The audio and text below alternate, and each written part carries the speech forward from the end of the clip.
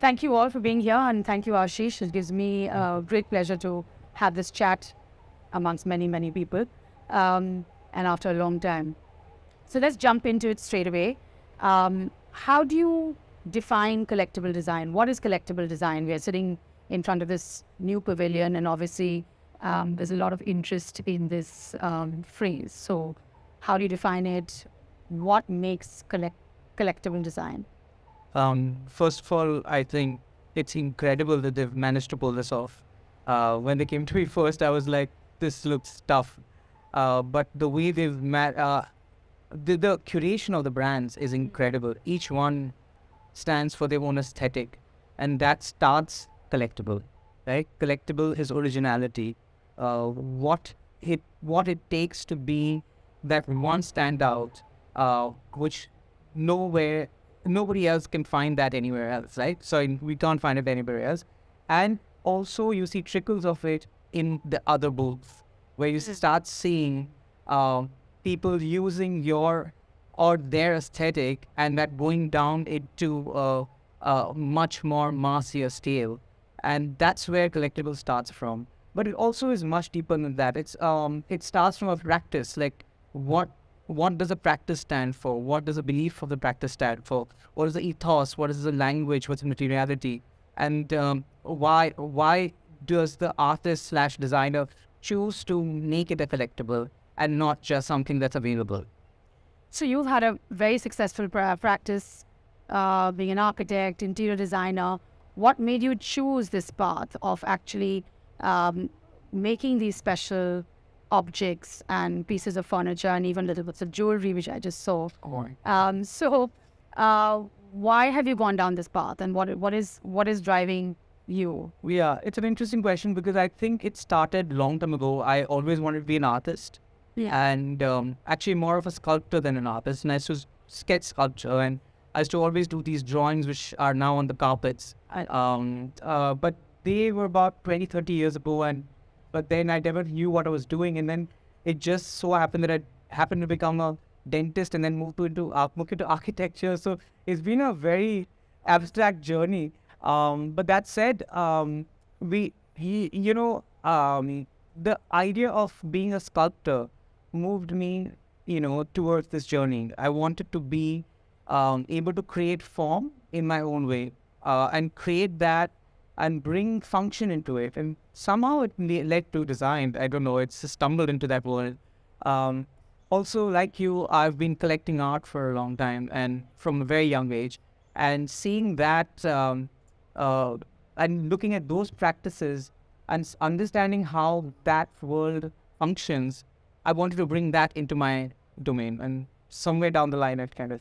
So I see your pieces are partly arty and art, and because they're sculptural, but partly they're also functional design, right? Your totems are more sculptural forms rather than being any particular function. They open up as function there. Yeah, they can. Okay, yeah. They got as multiple stools. So do have a look at those totems.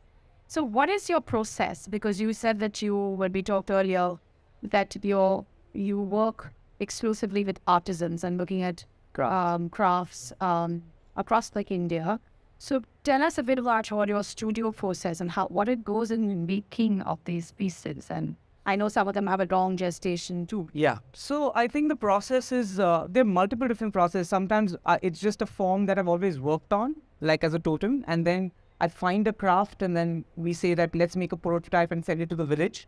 Like you'll see one stool here, which is, you talk about, it's going to Odisha right now because the prototype of a totem that will be made out of Kansa.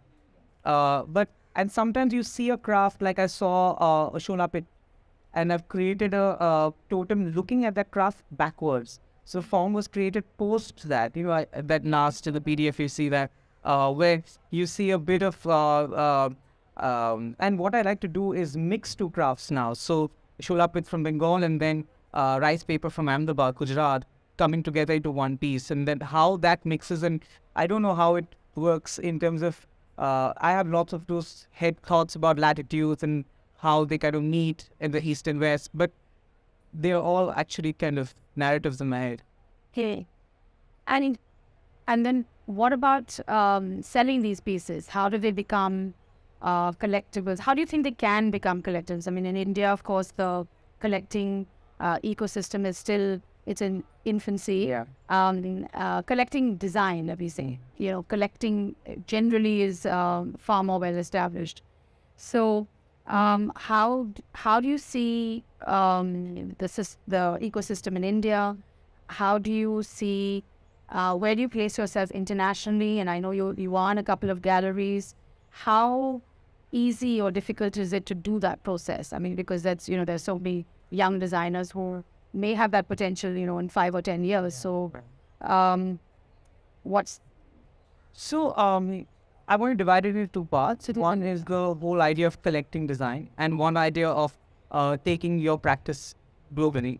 I think art and design today, world over, and now even in India, the brackets are blurring. A lot of artists are making design.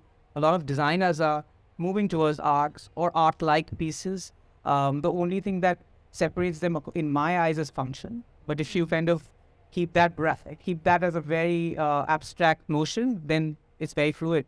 Then the other thing that defines it is how are they unique? Are they editions?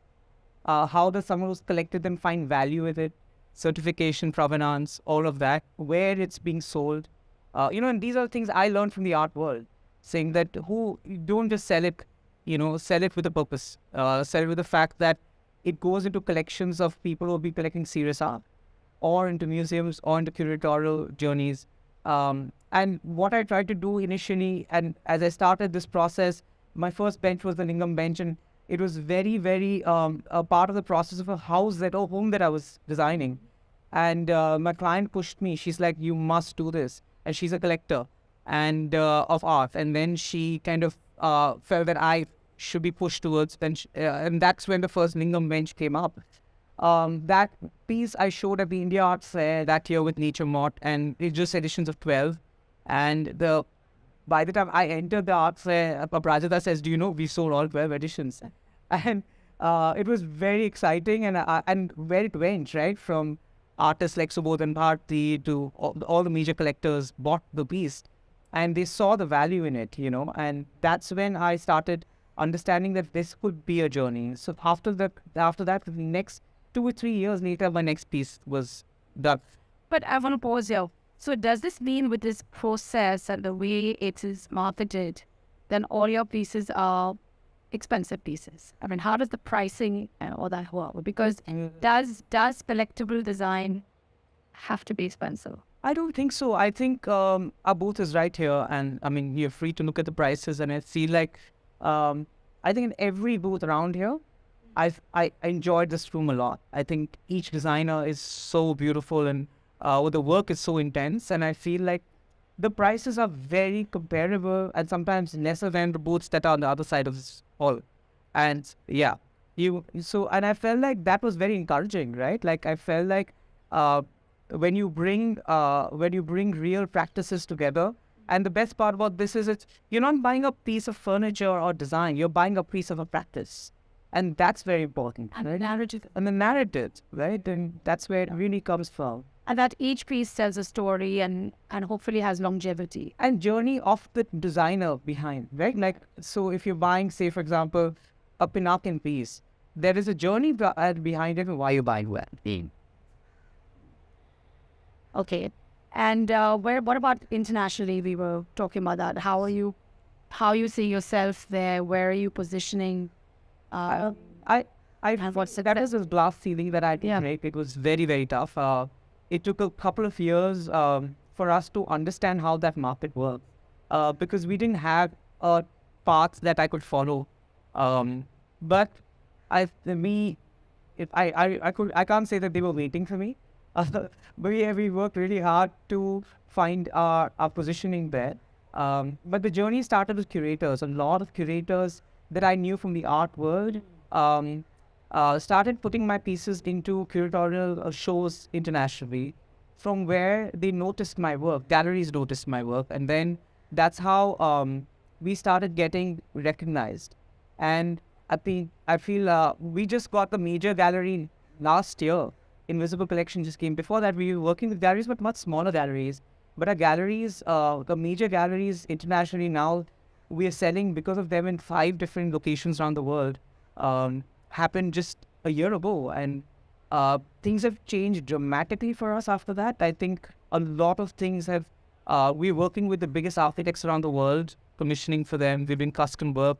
We're doing unique pieces for them, and we're doing works where you have a Jeff Koons original huge sculpture and a light of ours above. So we're very excited for that. So, so you've also been a collector, Yeah. right? And I'm sure you've collected design too. Yeah. So what apart from your own design? So tell me a few of your favorite pieces in your collection. You wouldn't. I mean, Noguchi has been my role model, and I think I'm trying to follow that path of.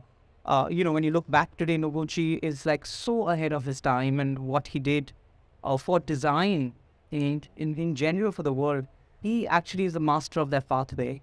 Whatever I can find and afford of Noguchi is probably in my collection.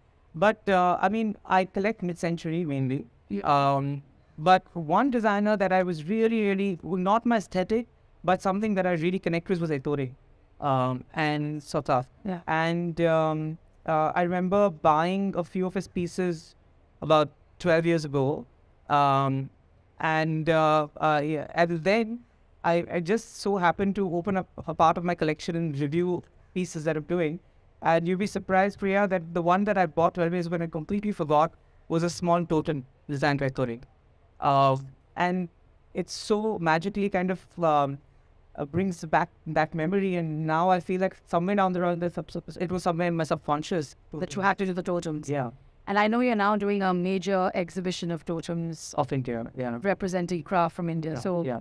I'm looking forward to seeing that sometime soon. So, but why the totem? And apart from this memory that you had? I think they're very celebratory. And working with crafts was very tough. It's been a 8-9 year journey now, which started as an R&D cell mainly For your own project? for the projects. And the product started just about 3-4 years, just before lockdown, we started working on product. So I feel like it's, the journey has been very, very tough. And to celebrate that, we said, let's do totems, Okay. So 2023 is a celebration year for you, Ashiesh, of course. And I'm going to close now. We have no time for questions because that's not part of the format. But, at the end. And I know Ashiesh has a flight to catch. So thank you, Ashiesh. Lovely chat. Thank you.